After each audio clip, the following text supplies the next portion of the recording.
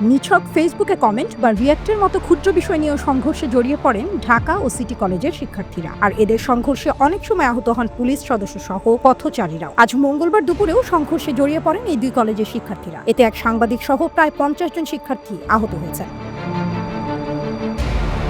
তাদের মধ্যে অনেককে ঢাকা মেডিকেল কলেজ হাসপাতালে চিকিৎসার জন্য নেওয়া হয়েছে। পরে পুলিশ গিয়ে টিয়ার শেল নিক্ষেপ ও লাঠিপেটা করে পরিস্থিতি নিয়ন্ত্রণে আনে। তবে আজকের সংঘর্ষের কারণ জানা নেই পুলিশেরও। এদিকে নিউ মার্কেট থানার ভারপ্রাপ্ত কর্মকর্তা মুহসিন উদ্দিন বলেন, কি নিয়ে যে সংঘর্ষ লেগেছে এটা জানা নেই, এদের প্রায়ই এমন লাগে। প্রত্যক্ষদর্শীরা জানান, সকাল থেকেই ঢাকা কলেজের শিক্ষার্থীদের মধ্যে উত্তেজনা চলছিল। দুপুর 11:15টার দিকে ঢাকা কলেজের শিক্ষার্থীরা সিটি কলেজের কাছাকাছি চলে আসেন। তখন দুই পক্ষের মধ্যে ইট পাটকেল নিক্ষেপ, পাল্টাপাল্টি ধাওয়া হয়।